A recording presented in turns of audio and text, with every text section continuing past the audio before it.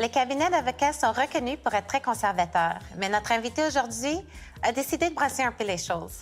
Cette jeune avocate a lancé une entreprise qui offre des services juridiques modernes et accessibles.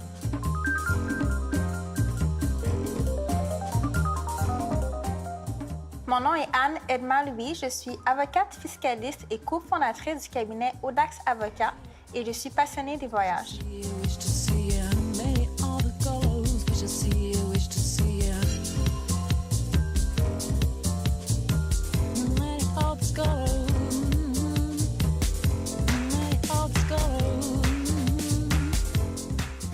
Anne Edma, merci d'être avec moi aujourd'hui.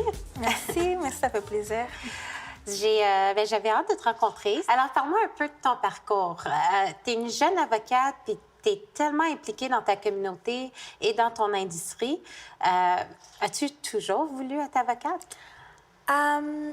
C'est une bonne question parce que j'arrive pas à me souvenir au début. Je pense que quand j'étais plus jeune, mon père me disait que j'avais dit que je voulais être professeur ou médecin. Okay. Puis après, au fur et à mesure du temps que j'ai fait mon chemin, ça a été pas mal stratégique comme décision dans le sens que j'aimais pas tant les mathématiques, donc je ne pouvais pas aller en admin ou en médecine. Okay. Puis après, mes parents me disaient, il reste le droit. Donc je me suis dit, OK, on va essayer le droit parce qu'en fait, on me dit toujours le droit mène à tout. Donc, peu importe ce que tu fais, si tu vas en droit, tu peux pas faire une mauvaise décision. Tu vas pouvoir faire quelque chose après. C'est toujours utile. Exactement. Donc, après le cégep, directement, j'ai été à Ottawa pour faire mon droit civil. OK. Puis ensuite, une fois les études terminées, j'ai fait mon école du barreau directement. Puis ensuite, il fallait faire le stage et j'ai aussi entamé ma maîtrise en fiscalité en même temps. Puis me voilà maintenant. Wow! Et pourquoi... on dirait qu'il y a un peu un focus sur l'entrepreneuriat. Pourquoi ce domaine en particulier? Mais en fait, au début, quand j'ai parti mon cabinet avec une associée, je savais pas nécessairement, quand j'étais à l'université, que je voulais partir à mon compte. En fait, c'était pas mis de l'avant. Il y avait personne qui disait « Ah, tu peux travailler en cabinet privé, tu peux travailler en entreprise, tu peux travailler pour le gouvernement, tu peux travailler à ton compte. » Les gens parlaient jamais vraiment de cette portion. Donc, ça m'a pris vraiment du temps. C'est vraiment tard, en fait, quand je cherchais pour mon stage, que j'ai commencé à regarder, c'est quoi les types de cabinets, puis que j'ai pas trouvé quelque chose qui venait me chercher. On dirait que je trouvais pas un cabinet qui reflétait mes valeurs ou qui était à mon image ou que je sentais que j'allais vouloir y aller tous les jours puis que je serais motivée. OK. Et c'est là que je me suis dit, peut-être que c'est parce qu'il faut que je crée moi-même l'emploi qui me motiverait, en fait. Donc, c'est un peu de là que c'est parti. Puis, en faisant aussi mes choix à savoir quel type d'expertise j'aimerais développer, j'avais un intérêt pour le droit des affaires, puis un peu la fiscalité. Donc, pourquoi? Je trouve que c'est motivant de travailler avec des entrepreneurs, en fait. Quand les entrepreneurs viennent te rencontrer, ils ont une bonne idée, ils ont un projet d'entreprise, puis tu vois qu'ils sont passionnés par leur sujet.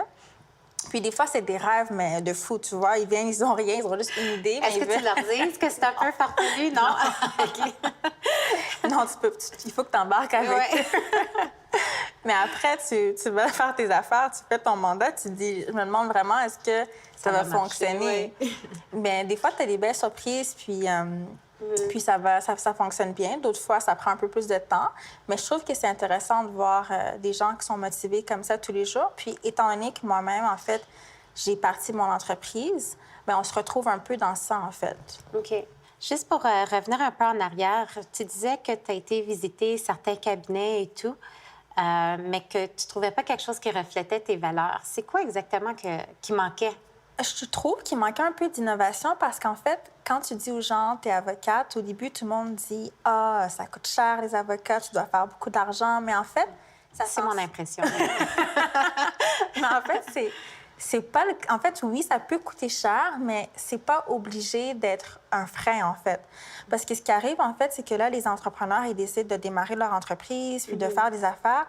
Mais parce qu'ils ont peur, parce qu'ils pensent que ça va leur coûter une fortune, ils vont pas aller voir un avocat, mais après, tu fais des erreurs, tu réalises pas, puis ça coûte plus cher de réparer les pots cassés. Oui. Donc, j'ai essayé de voir qu'est-ce que les gens veulent dire c'est cher. Est-ce que c'est parce que... Qu'est-ce que tu trouves qui est cher? Puis en fait, finalement, c'est quoi le problème? Puis j'ai réalisé que la problématique, c'est que les gens ne savaient pas combien ça allait coûter quand ils allaient voir leur avocat. Parce que Tout le monde dit ah, avec un taux horaire, Oui. ça peut durer 10, 15 heures. Quand j'appelle mon avocat, il me facture. Donc, on ne sait jamais. Exactement. On ne sait jamais combien que ça va être. Exactement. Donc, j'ai réalisé que c'est ça le problème, on ne sait jamais. Donc, je me suis dit, mais moi, je vais leur dire d'avance. OK. Donc, c'était plus de ce côté-là, une des innovations. En fait, c'était juste la transparence de dire, je comprends que tu as un budget, puis on va faire des forfaits. Comme ça, tu vas savoir d'avance combien ça coûte pour tel type de service. Sinon, si on ne peut pas évaluer combien de temps, c'est pour plusieurs rencontres, on peut faire des banques d'heures. Oui. Comme ça, bien, au moins, tu dis, bon, j'ai pris une banque de 10 heures, puis elle va me dire au fur et à mesure qu'on les utilise. Comme ça, j'ai une idée. Plutôt que d'aller voir ton avocat, puis à la fin, une fois que tout est terminé, puis t'as la surprise. Exactement. Ça peut laisser un goût amer, puis je comprends. Donc, dans tous les autres services professionnels, quand tu vas voir ton comptable, tu sais combien ça va coûter, ton dentiste aussi. Donc, je me suis dit, il est temps, en fait, de juste offrir cette transparence, puis du mieux possible. Alors, parle-moi un peu de la femme derrière tout ça. Parce que tu es si jeune, tu es avocate, puis maintenant, tu diriges ton cabinet d'avocat Audax. C'est beaucoup, non? Parce que tu as tes clients aussi. Bien, c'est sûr que des fois, c'est beaucoup, parce que j'ai de la maîtrise aussi. OK. Donc, des fois, le temps passe tellement vite que tu réalises, ah, le mois de janvier est fini, ah, le mois de février est terminé, puis on dirait que tu cours toujours. Ah, ça fait 1 an. Ouais. Mais l'important, c'est vraiment de bien entourer, je te dirais.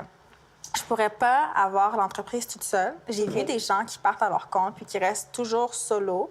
Moi, je pourrais pas. Donc, d'avoir une associée avec moi qui fait aussi des services, mais dans un domaine différent, OK. ça aide parce que quand tu es débordé, au moins, tu as quelqu'un qui peut t'aider. Puis, tu as quelqu'un qui peut comprendre aussi. Ou avec les clients, des fois, les clients, ça se passe super bien, des fois plus ou moins. Donc, au moins, tu as quelqu'un avec qui gérer ce stress. Oui. Puis, gérer tout le quotidien d'avoir une entreprise. Puis, sinon, ben la famille, tu essaies d'avoir le support Oui. des autres. Mais c'est bon, en fait, de trouver un bon équilibre, de trouver quand même le temps de faire du sport. Parce que ce qui est arrivé, c'est que la première année, justement, j'avais sacrifié le gym. J'avais dit, il faut que je coupe quelque part. Je suis rendue là. Donc, j'avais coupé le sport. OK. Comme ça, les soirs, je pouvais continuer à travailler. Le temps avec les amis aussi, j'avais négligé aussi. OK. Mais cette année, ma résolution, c'était d'avoir un meilleur équilibre. OK. Et c'est Parce ça. que là, ça va faire 2 ans. C'était en 2015 que tu as lancé Exactement. Audax? Mais ça va OK. faire 2 ans vers la fin de l'année. Mais oui, ça va faire 2 ans déjà. OK. Là, tu vas au gym? Oui. Mais en fait, mon copain m'a forcé à retourner au gym. OK. Il s'est abonné dans un gym. Puis après, il a dit, ah, j'ai été et je t'ai pris un abonnement. Donc, viens, on va t'inscrire. Tu n'avais pas le choix de dire non. Non. Surtout si quelqu'un Faut que tu y paie ailles. pour toi, tu ne Oui. peux pas vraiment ne pas y aller. Donc maintenant, ça me force à y aller. OK. Ah, mais est-ce que cet équilibre-là, est-ce que ce serait le conseil que tu donnerais à d'autres entrepreneurs ou peut-être ceux qui veulent se lancer Je pense que dans ce domaine? effectivement, c'est important, en fait, de trouver un équilibre. Parce que quand on se lance, on veut vraiment que ça fonctionne. Ouais. On met tout, mais tu finis par t'épuiser. Puis après, ben, ça fait en sorte que tu peux être plus fatigué, tu vas être peut-être moins efficace avec tes clients aussi, tu vas être plus impatient. Donc, c'est ça qui est arrivé, en fait, en 2016, c'est qu'après, vers la fin, tu veux juste partir en vacances, tu es vraiment brûlé. Donc, je pense qu'une fois que tu es en mesure de trouver des bons associés ou un associé au moins, puis d'avoir un bon équilibre, puis d'avoir une famille qui comprend, en fait, c'est quoi la vie d'entrepreneur, Oui. ça aide. Mais maintenant, qu'est-ce qui te motive le plus? Est-ce que c'est le côté droit ou c'est le côté entrepreneuriat? Parce que c'est un peu les deux chapeaux que tu portes. Je te dirais que c'est le côté entrepreneurial quand même. OK. Parce que j'aime ce que je fais en tant qu'avocate, mais je pense que finalement, quand je disais que je trouvais pas le côté innovateur ailleurs ou peu importe, c'est peut-être aussi le fait que quand tu travailles pour quelqu'un, c'est pas la même chose que de vraiment bâtir quelque chose puis de le voir grandir. Oui. Donc, finalement, le côté entrepreneurial, c'est quelque chose que j'aime beaucoup aussi. OK. Et maintenant que toi, tu as fait le parcours et que tu vois tellement d'entrepreneurs qui viennent te voir, c'est quoi la plus grosse gaffe que tu trouves que les nouveaux entrepreneurs font? C'est une bonne question. Y en a-tu beaucoup? Peut-être qu'il y a beaucoup de gaffes. Bien, ça dépend. Parce que si on parle entrepreneurs du côté des jeunes avocats qui veulent partir à leur compte ou lancer leur cabinet, OK. la pire gaffe que j'ai vue, je crois que c'est quand j'ai vu des avocats qui étaient sur Kijiji. Kijiji. Ouais, parce OK. que je trouve que c'est sûr que tu trouves la clientèle en allant sur Kijiji, mais en même temps, je trouve que ça envoie un mauvais signal. Je pense que les gens qui le font savent pas nécessairement comment faire leur marketing ou comment se faire connaître. Et du côté entrepreneur, les nouveaux entrepreneurs? J'ai pas d'erreur qui me vient en tête tout de suite comme ça en particulier, mais sinon, je pense que c'est par rapport au prix aussi. Mais cette fois-ci, c'est de vraiment bien établir ta stratégie de prix, puis de t'en tenir à ça, en fait. Donc, même si les gens vont te dire « Ah, t'es en démarrage ou t'es une nouvelle entreprise, moi, je veux négocier le prix, je pense que ça pourrait être moins cher. » Si tu es vraiment sûr de ton prix, puis que tu sais que tu as évalué la concurrence, puis que c'est un prix qui est raisonnable, ne pas le diminuer parce qu'après, ça va changer un peu... En fait, toi-même, tu vas être moins motivé par le mandat. Puis ensuite, quand tu vas avoir d'autres mandats, tu vas être plus préoccupé par ceux qui ont vraiment payé le prix que ceux qui ont payé moins cher. Donc, je me rappelle, moi aussi, dans mes débuts, quand j'ai commencé, on m'avait proposé de négocier mon prix à la baisse. Puis même si, overall, ça aurait pu être un bon prix, sachant que ça ne respectait pas mes principes, j'ai refusé. Puis comme de fait, quelques jours plus tard, j'ai eu un vrai mandat qui était à la hauteur de mes prix. Ouais. Donc, je pense que c'est aussi... t'envoies dans l'univers, Ouais. donc de garder tes prix. Mais tu n'avais pas peur de dire non? C'était les débuts, alors... Tu sais, dans les débuts, tu veux juste avoir des clients, peu importe ce qu'ils payent. C'est sûr, mais en même temps, tu te dis, est-ce que je vais être contente de le faire après? Est-ce que ça va valoir le temps que je vais consacrer? Puis tu prends la chance. Parce que aussi, la façon dont la personne a essayé de négocier, parce qu'elle ne respecte pas peut-être tes compétences. Donc, je me suis dit, est-ce que je vais vraiment travailler avec ce type de client? Donc, autant que le client choisit son avocat, l'avocat aussi a le droit de choisir son client. OK. Et en tant que femme avocate, est-ce que tu trouves que ça a un impact sur tes décisions de femme d'affaires, comment tu gères ton entreprise? Je pourrais pas savoir comment c'est quand c'est un homme qui fait la gestion d'entreprise.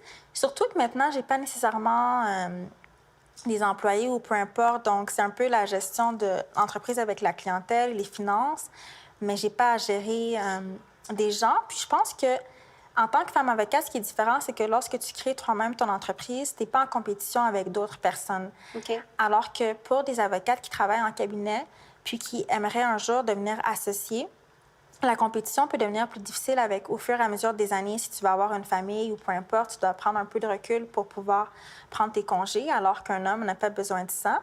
Donc, ça fait en sorte qu'à un moment donné, ça peut être plus difficile, puis tu peux le ressentir en tant que femme avocate. Mais je trouve que moi, on est deux femmes avocates, justement, qui gèrent le cabinet. OK. Je le sens pas. Peut-être qu'on est plus humaine avec les clients, mais sinon, je vois OK. pas. Ah, OK, parfait. Tes parents dans tout ça, qu'est-ce qu'ils pensent? Ils doivent être fiers. Elles sont fières. Au début, je pense que c'était difficile pour mon père à accepter parce qu'en fait, dans la famille, il n'y a pas d'entrepreneur. OK. Donc, c'est pour ça que ça m'a pris vraiment du temps pour développer la fibre entrepreneuriale parce que j'avais pas...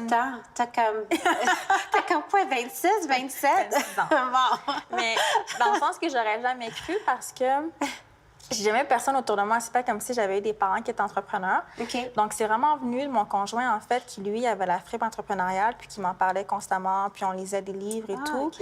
Donc, de le voir, m'en parler, en fait, ça a réveillé un peu la fibre en moi. Puis ça a fait en sorte que quand c'est le moment de faire le saut, j'ai eu vraiment le support parce que du côté de mon père, au moment où moi, je faisais le saut, lui, il prenait sa retraite. Ah. Donc, lui, ça faisait 30 ans de carrière au gouvernement avec la stabilité. Puis moi, je faisais complètement l'opposé, puis je sautais ouais. dans le vide. Donc, Être entrepreneur, c'est pas stable. Ça, exactement. c'est sûr. Donc, c'est deux extrêmes. Puis je pense qu'il était stressé pour moi parce que je peux comprendre aussi que lui, C'est normal. exactement, Ouais. il veut le meilleur pour moi, il veut ma réussite. Donc, pour lui, il se dit, mais pourquoi est-ce que tu vas aller te casser la tête? Ce risque, oui. Pourquoi tu veux rendre les choses compliquées? Tu peux juste prendre un poste d'avocat dans un cabinet, puis ça va être réglé. Mais sinon, je pense que maintenant, au fur et à mesure qu'il voit le déroulement, Ouais. les deux sont fiers. Ah, ben super. Mais félicitations. Je trouve que Merci. c'est vraiment incroyable ce que tu fais de non seulement être avocate, parce qu'on s'entend que c'est beaucoup d'études, mais le fait d'avoir ton entreprise puis d'avoir une vision parce que c'est une chose d'ouvrir un cabinet, mais d'avoir une vision qui te met à part des autres, Ouais. je trouve ça vraiment super. Merci. Alors, merci d'être avec moi aujourd'hui et merci à vous d'être des nôtres pour un autre épisode de Diva du Divan. À la prochaine. Je suis amère.